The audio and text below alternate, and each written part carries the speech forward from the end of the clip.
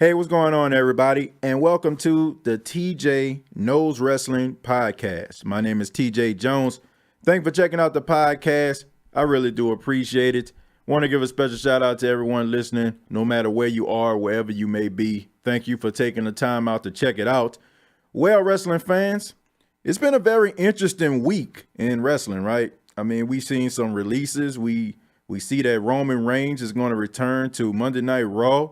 So we have a lot to look forward to going into this week in wrestling. But the first thing I want to talk about is the releases. Now, WWE have released 3 individuals. Those individuals are Arn Anderson. That's right. The Enforcer is no longer the Enforcer backstage for WWE. We got the Perfect 10, who turned into the Perfect 0, Ty Dillinger. And lastly, we have TJP, also known as TJ Perkins. Now, these 3 individuals have been released. Very sad stuff, a lot of potential here, but unfortunately, it just did not work out. But let me start off by talking about Arn Anderson. Now, Arn Anderson was a road agent for the past 8 years with WWE, and this comes as a shock because Arn Anderson was not only the enforcer in the ring, but he was the enforcer backstage. A lot of wrestlers respected Arn Anderson. Arn Anderson had a lot to do with some of the most classic matches that we've seen in WWE because he helped those wrestlers get those matches together and give us quality on network television. But Arn Anderson is no longer with the company. Now, there are stories going around, but honestly, nobody really knows why Arn Anderson left. They don't know if it was a falling out between him and upper management, or it was just the fact that he just decided to hang it up on his own. But I like Arn Anderson. I've always liked Arn Anderson. Some of my greatest memories as a child watching wrestling have involved Arn Anderson. I told you on the first edition of the podcast that I was a huge WCW fan. I love WCW way more than I like WWE, to be honest with you. And one of the things that I used to do every Saturday, along with my uncles, we used to sit and watch WCW Saturday night, 5:05 Central Standard Time, every single Saturday. And the main person that used to be wrestling on that program was Arn Anderson. Arn Anderson was the television champion. And Arn Anderson used to always put on classic matches. I used to enjoy watching him go up against Johnny B. Bad, or a lot of people might know him as Wild Man Mark Mero. I used to love seeing him go against the 18-year-old wonder kid Alex Wright. I mean, when Booker T, when he started to get a singles push. Chris Benoit, I know that's not the most popular name to say, but hey, the man was a great wrestler.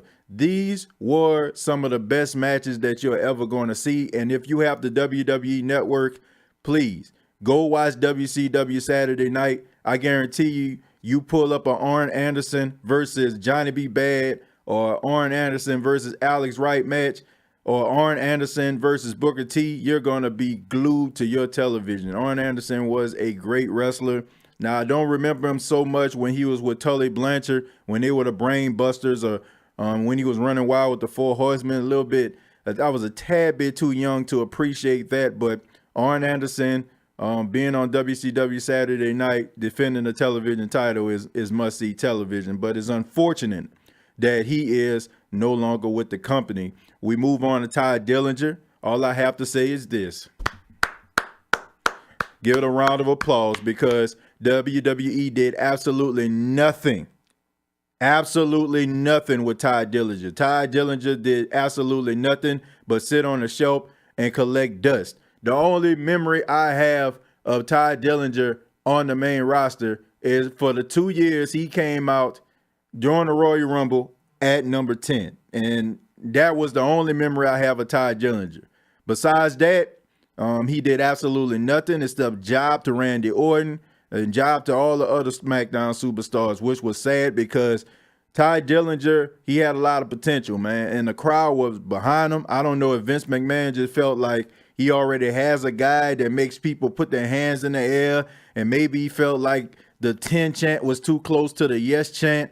whatever. But at the end of the day, I know Ty Dillinger was over like Rover in NXT. And if Vince McMahon would have done something with Ty Dillinger, the sky was the limit. And to be honest with you, since Daniel Bryan is a heel and he's no longer doing the yes chant and he's no longer encouraging fans to do the yes chant, probably would have been a good time for you to push the whole 10 thing. You know, I mean, Daniel Bryan probably isn't selling as much merch as he once did for being the yes man. So maybe you could have counteracted that by allowing Ty Dillinger to be on television and put his hands up and say 10 to get the crowd involved. Probably would have sold some merch. But at the end of the day, I'm glad for Ty Dillinger. Maybe he can go somewhere else. Maybe he can go to New Japan, Ring of Honor, Impact Wrestling, or dare I say AEW and do something. Now, I'm not saying he's going to be a world heavyweight champion. Let's pump our brakes on that.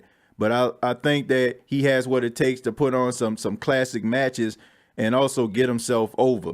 TJP, I'm going to be honest with you, I forgot he was in the company. I'm going to be honest. I forgot TJP was in the company. Last time I seen him, it looked like he was going through a midlife crisis. I don't know too much what I can say about TJ Perkins. I mean, when they brought back the Cruiserweight Championship, TJP, he was the first Cruiserweight champion. He put on some good matches. I liked his entrance. I liked that whole video game thing he had going.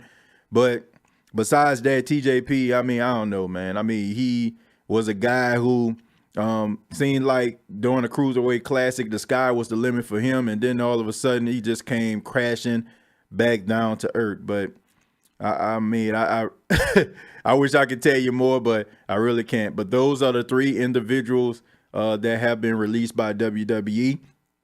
We move on to talk about Roman Reigns, man. Roman Reigns will appear on Monday Night Raw to give the WWE Universe an update on his battle with leukemia. Now, I thought this was interesting, and maybe I'm wrong for saying this, but it just seems to me that the whole situation, it just screams desperation by WWE.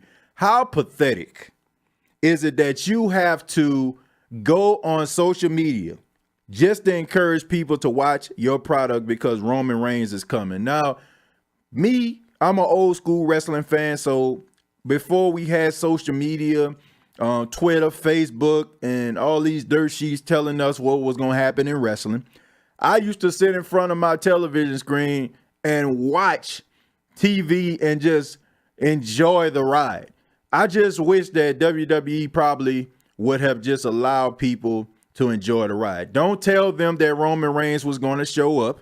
Just allow him to show up. And the crowd, whoever or whatever town that you're in, allow them to have the appreciation for him coming out.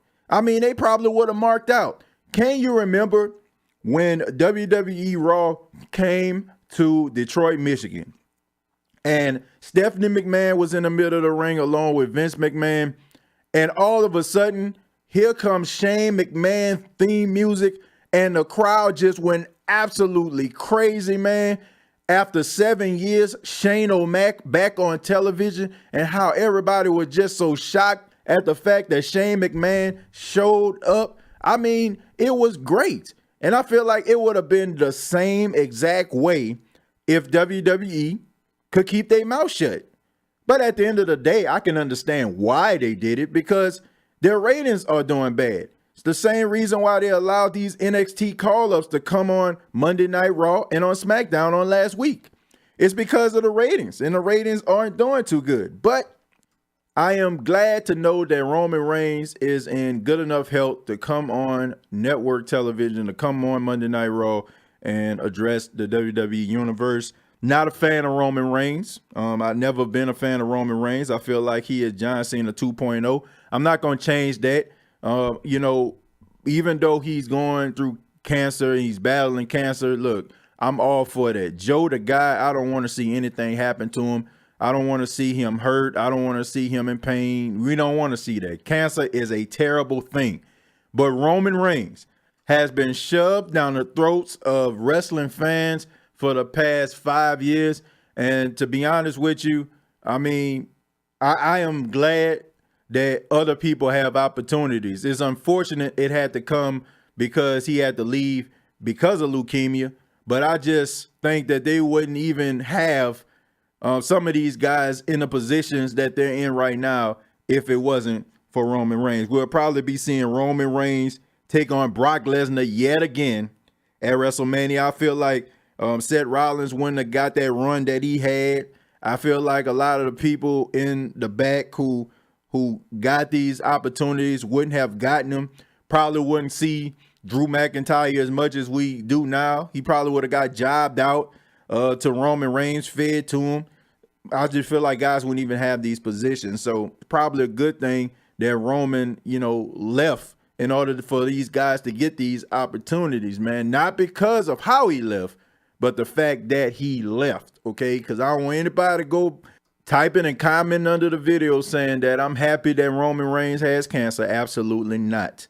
I just think that guys wouldn't have got the opportunities that they got if Roman Reigns would have still been around here. But Roman Reigns will be on Monday Night Raw. Interested to know how his health is and if he's going to be able to come back, and when will he be able to come back. I think he won't wrestle at WrestleMania, but I think that he might have a run-in. I think this whole Roman Reigns announcement thing is just kind of to put him in front of us. So, and also to encourage the storyline. So I like that. Roman Reigns, glad to know that he's back to be able to address the WWE fans. But this has been TJay Knows Wrestling. Please follow and subscribe to the YouTube channel, which is TJay Knows Wrestling. Also, follow yours truly on Twitter at TJ Jones 8, TJay Jones 8. Thank you very much. This has been TJay Knows Wrestling. Till next time, I'll see you down the road.